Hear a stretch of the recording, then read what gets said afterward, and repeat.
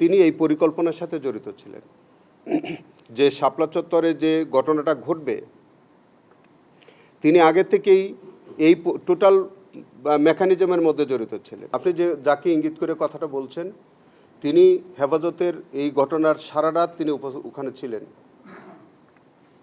এবং তিনি বিকৃত সংবাদ প্রচার করছেন। আমরা কোনো নির্দোষ মানুষকে বিচারের আওতায় আনতে চাই না, আনবও না। অপরাধ করার ক্ষেত্রে কে সাংবাদিক, কে আইনজীবী, কে ডাক্তার, কেউ কোন পেশায় সেটা দেখার কোনো সুযোগ নাই।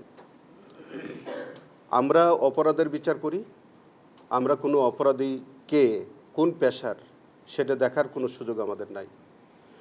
আপনার যে কথাটা আপনি বলছেন, কোনো সাংবাদিক যদি কোনো অপরাধ করে থাকেন তিনি কি বিচারের আওতায় আসবেন না?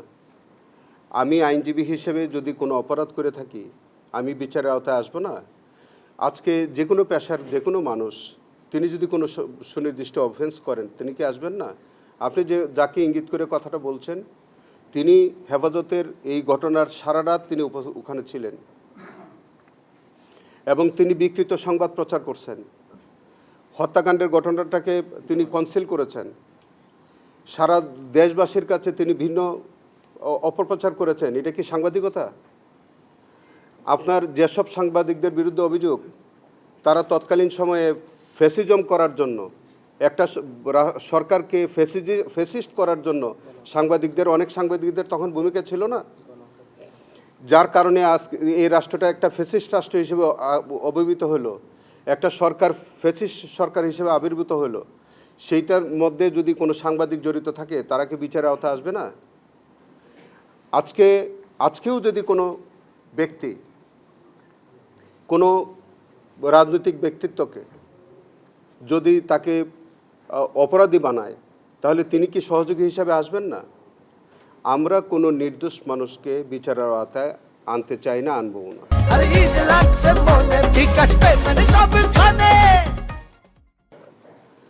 কোনো নির্দোষ মানুষ যাতে আমাদের বিচারের মধ্যে না আসে, আবার কোনো অপরাধী যাতে ছাড় পেয়ে না যায়। আমরা প্রাথমিকভাবে যার কথা আপনি বলেছেন প্রাথমিকভাবে তাদের বিরুদ্ধে আমরা সাক্ষ্য প্রমাণ পাচ্ছি এবং তার যে সমীকরণ নামের যে ফুটেজ সেই ফুটেজের মধ্যে উনি এমন ভাষা, এমন তথ্য এমনভাবে বিকৃত করেছেন। তিনি তো সেখানে বলছিলেন যে একজন মানুষের হতাহতের ঘটনা ঘটেনি, নিহত হয় না, আহত হয়নি। আপনি বলেন এটি কি সঠিক বক্তব্য ছিল? এবং সেখানে তো আমরা স্পটের মধ্যে আজকে 32 জন মানুষের তো আমরা আইডেন্টিফিকেশন মানে তাদের পরিচয় আমরা পেয়েছি। কোনো ভুল প্রতিবেদন প্রকাশের দ্বারা সে কি মানবতা বিরোধী অপরাধ? ভুল প্রতিবেদনের জন্য আমরা তাকে অভিযুক্ত করিনি, বরঞ্চ আমরা তার বিরুদ্ধে যে অভিযোগটা আপাতত পাওয়া যাচ্ছে যে তিনি এই পরিকল্পনার সাথে জড়িত ছিলেন যে শাপলা চত্বরে যে ঘটনাটা ঘটবে তিনি আগে থেকেই এই টোটাল মেকানিজমের মধ্যে জড়িত ছিলেন। সেইখানে অপরাধ এবং পাশে সেই মেকানিজমের মধ্যে যে তিনি ছিলেন সেইটা তার পরবর্তীতে সমীকরণ রিপোর্টের মধ্য দিয়ে এটা সুস্পষ্টভাবে প্রতীয়মান হয়েছে।